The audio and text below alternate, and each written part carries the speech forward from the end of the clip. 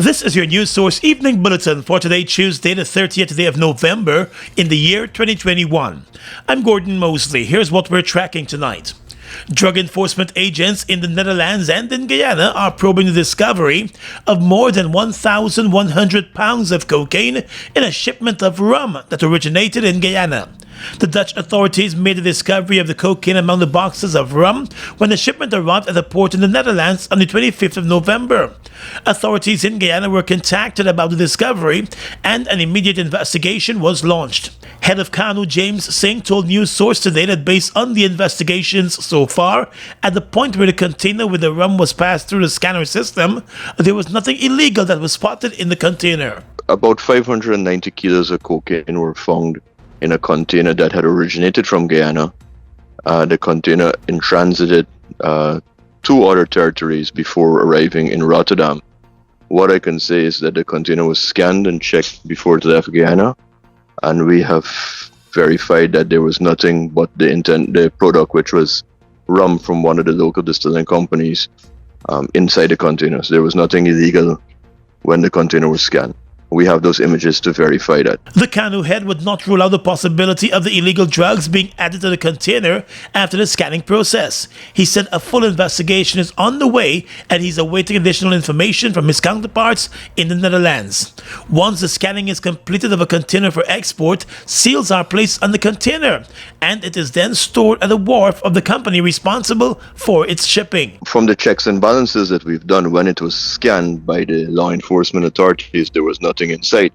It spent a few days on the wharf under the control at the port facility.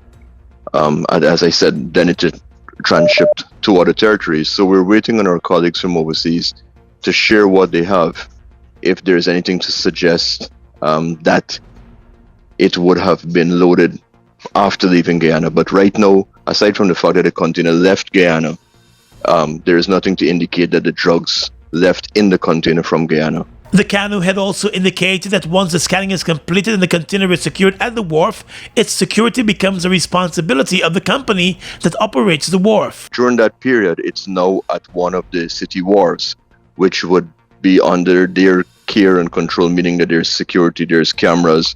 So that city wharf would be responsible for the container being at that location. Just prior to the container being loaded onto the vessel, the seals and everything are double checked just to make sure that nobody tampered with it or so on. So that is why we're waiting on our colleagues overseas to respond to us to see whether or not it arrived intact or while being transshipped, it may have been contaminated. The large bulky packages of cocaine were found plastic wrapped fitted between the boxes of rum in the shipment. In the past year, there have been concerns expressed about the scanning system at the ports in Guyana after there were two other drug busts in shipments that originated in Guyana overseas. More news coming up in just a moment. I'm feeling it! You know it? That Christmassy feeling? Friend, I'm ready for everything. All the decorations and lights. Bring on all the Christmas goodness. And I heard GTT is giving away millions in cash and prizes for the season. It just doesn't get any better. Multiple draws, multiple chances to win, live radio giveaways of cash, grocery vouchers, phone credit, and more. Free data, free calls, and free accessories with the purchase of every handset. Sign up, top up, pay any GTT bill or purchase a handset to get a chance to celebrate with GTT and MMG. Together we celebrate, together we win. GTT, together we rise. The light on your face, no mask will hide. Feel the joy burn deep inside. Let's have a great Christmas this year. You, me, and Republic Bank, my dear. Whatever you need, light up your Christmas with Republic Bank and get a chance to win $825,000 in cash prizes. Plus, get a chance to give a family a Christmas hamper in your name. Log on to republicguyana.com for more details. Let's light up Christmas. Republic Bank, we're the one for you. We've got exciting news! All 12-ounce yellow cab Buster are now only $100. Buster, live in Come full get color. your Buster, Buster $100. Come get your Buster, Buster $100. Guyana is It's finally here. You can now shop online in Guyana using your Visa, MasterCard, or PayPal, and have the items delivered to your door within hours. Shop on Fizarro.com and never deal with the hassle of shopping again. Shop from electronics, beauty products, clothing, you name it. Fizarro, Guyana's premier e-commerce marketplace. Mobile Dalvac and all other mobile lubricants are distributed by Salt Guyana Inc. Mobile Dalvac and all other mobile lubricants are distributed by Salt Guyana Inc.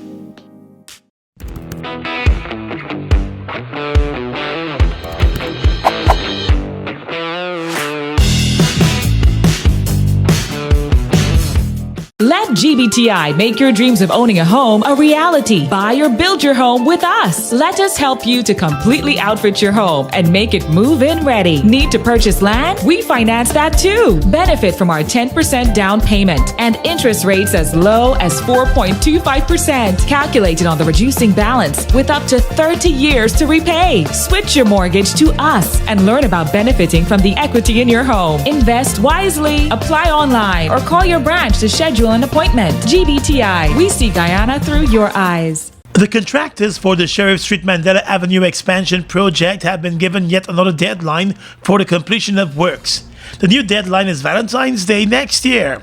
The announcement of the new deadline was made today by Minister of Works Juan Edgel as he visited the roadworks, which he noted are now 95% completed. As a result of COVID-related delays, all the other works apart from this 600 meters which will be paved within the next 48 hours or so, that everything else, the installation of the lights, the signals, the guardrails and everything should and must be completed by the 14th of February.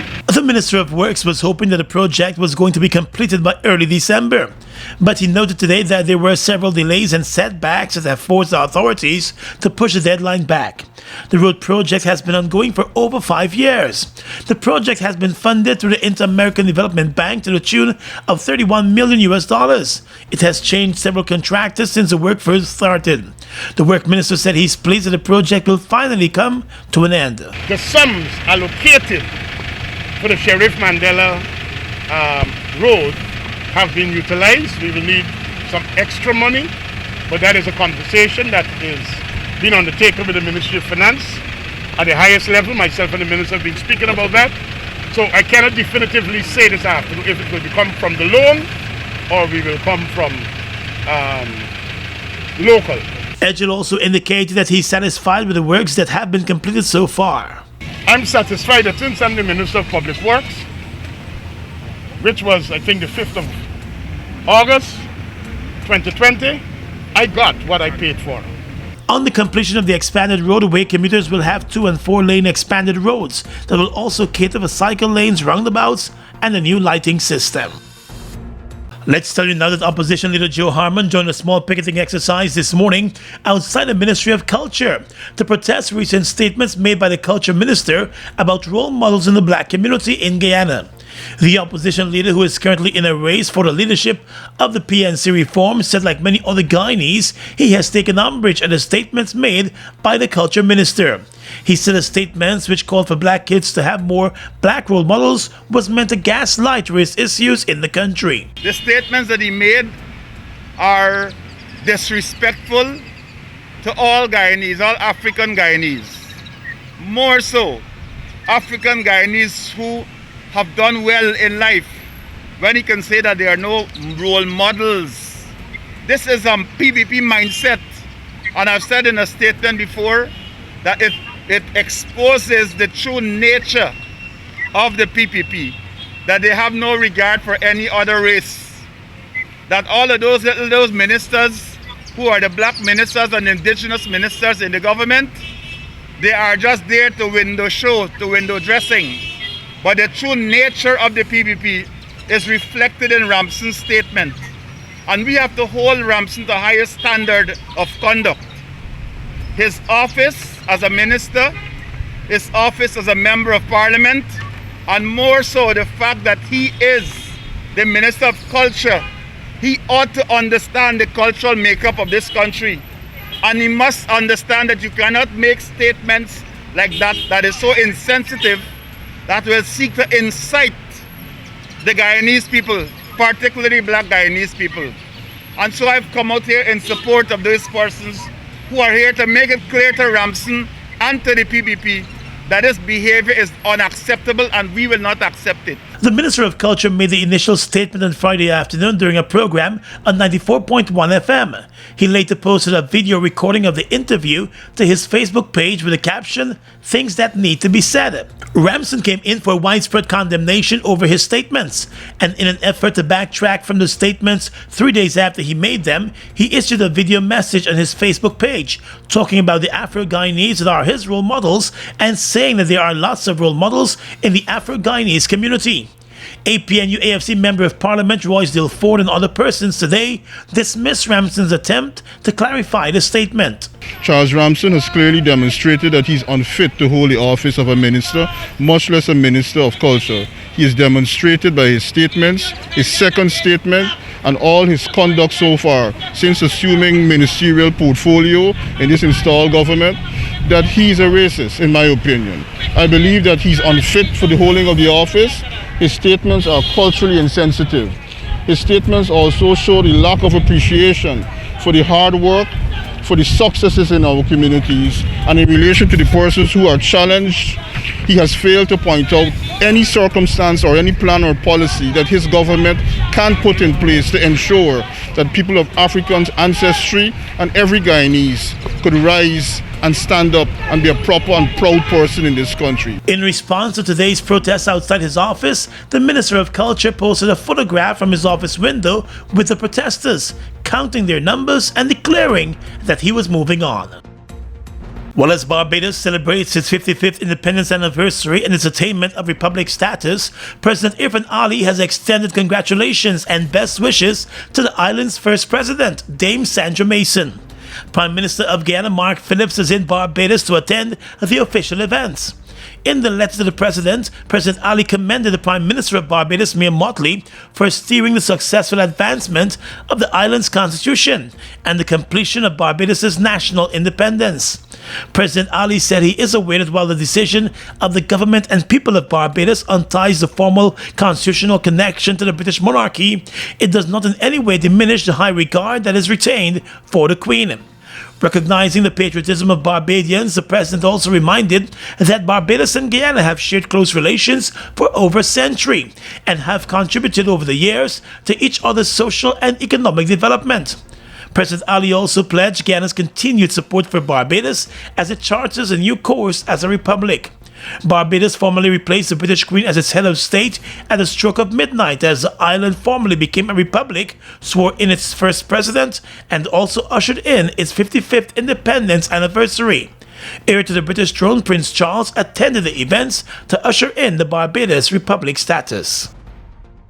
Prominent Linden businessman Hilton Lyle and his wife June Lyle are among the latest persons to die from COVID-19 complications. They both had underlying conditions. The wife, 60-year-old June, passed away on the 17th of November as she was recovering from COVID-19 at the Infectious Diseases Hospital at Liliendal. She was being transitioned out of the facility after testing negative, but she died from suspected pneumonia caused by the virus. The same day that the wife passed away, the husband was rushed to the same facility from Linden after he started to encounter breathing problems and tested positive for COVID-19. Mr. Lyle passed away at the Ocean View facility this past weekend without fully regaining consciousness. He was 64 years old. Tributes have been pouring in on social media for the couple. The couple is survived by their son Hilton Lyle Jr., who manages the family's popular Tropical Reflections restaurant in the town of Linden. A 5-year-old boy from Region 4 who tested positive for COVID-19 has died, according to information from the Ministry of Health. There were no details released on the child's health, but he was one of 2 recent deaths. The other person who passed away was a fully vaccinated 49-year-old. The Ministry of Health has also reported that the country has recorded 49 additional cases of the virus. The death toll has climbed to 994. There is growing concern about the new variant of COVID-19 which has been detected in a number of countries countries around the world. Minister of Health Dr. Frank Anthony today said scientists and the medical community are still gathering information on the new variant.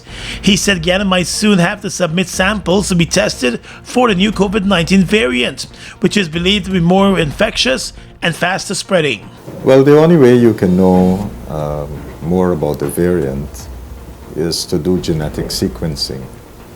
And we have developed a relationship with CARFA where we can send samples for genetic sequencing. And we also have an arrangement with PAHO where we can send samples for genetic sequencing. So these are arrangements that we'll be looking into to see whether or not we need to send these samples there. The government has not yet made any decision about tightening border control in wake of the new variant. The current measures for incoming passengers to be fully vaccinated and for them to present a negative COVID-19 test result will remain in place. Mobil Special and all other Mobil lubricants are distributed by Salt Guyana Inc. Mobil Special and all other Mobil lubricants are distributed by Salt Guyana Inc. It's one of your biggest goals, getting your own home, where memories are made, where happiness lives. You may feel that home ownership or renovation is beyond your reach, but we at Republic want you to know that there's always a way. Ask us about our suite of mortgages. Let's help make your housing wishes come true. Or advise on how the equity in your existing home can finance other dreams and goals. Call or go online to learn more. We've got exciting news! All 12-ounce yellow cab Buster are now only $100. Buster, live in Come full get color. your Buster, Buster $100. Come get your Buster, Buster $100. We are legions of men standing strong, but never too proud to stoop and help someone. We must send a clear signal to all. Do right, walk in upright ways, knowing that's what being a man is all about. And ever aware that things will only get worse when good men do nothing. Stand strong, be the one to live right. I'm feeling it! You know it? That Christmassy feeling? Friend, I'm ready for everything. All the decorations and lights. Bring on all the Christmas goodness. And I heard GTT is giving away millions in cash and prizes for the season. It just doesn't get any better. Multiple draws, multiple chances to win, live radio giveaways of cash, grocery vouchers, phone credit, and more. Free data, free calls, and free accessories with the purchase of every handset. Sign up, top up, pay any GTT bill or purchase a handset to get a chance to celebrate with GTT and MMG. Together we celebrate, together we win. GTT, together we rise. Fuel it up and drive, super 95 to the fuel it up and drive, super 95 to the protect your fuel system, boy. High mileage and performance, boy. Guy Oil Super 95 gasoline gives you more reasons to drive and is available at 56 service stations nationwide. For affordable price, high performance, and high mileage, choose Guy Oil's Super 95 gasoline. Fuel it up and drive.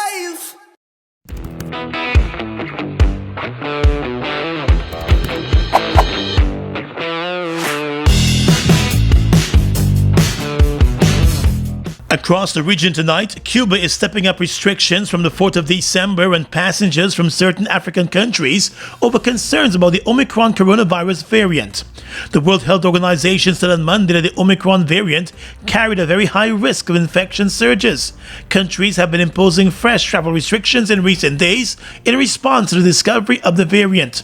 Travelers arriving from South Africa, Botswana, Lesotho, Eswatini, Zimbabwe, Namibia, Malawi, and Mozambique will be allowed to enter Cuba, the country's health ministry said, but will be required to comply with multiple precautionary measures, including proof of vaccination, 3 PCR tests, and a 7-day quarantine. Travelers from other sub-Saharan African nations as well as Belgium, Israel, Hong Kong, Egypt and Turkey will be required to take 2 PCR tests, the government of Cuba said. Concerns over the Omicron variant are flaring in Cuba, just 2 weeks after the Caribbean island nation reopened its borders to international visitors. Honduran opposition candidate Xiomara Castro has a commanding lead in the country's presidential election, results are showing. With half of the votes counted, the left-wing candidate is ahead of the governing party by almost 20 percentage points. However, the governing party has not yet conceded defeat. If she wins, Ms. Castro will become the first female president of the Central American nation.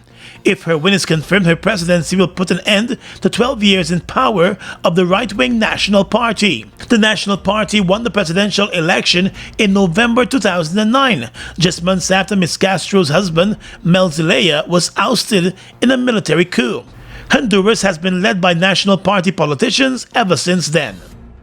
And finally tonight, international news. The World Health Organization has said people who are unwell or at risk of developing severe COVID-19 should delay travel because of the Omicron variant.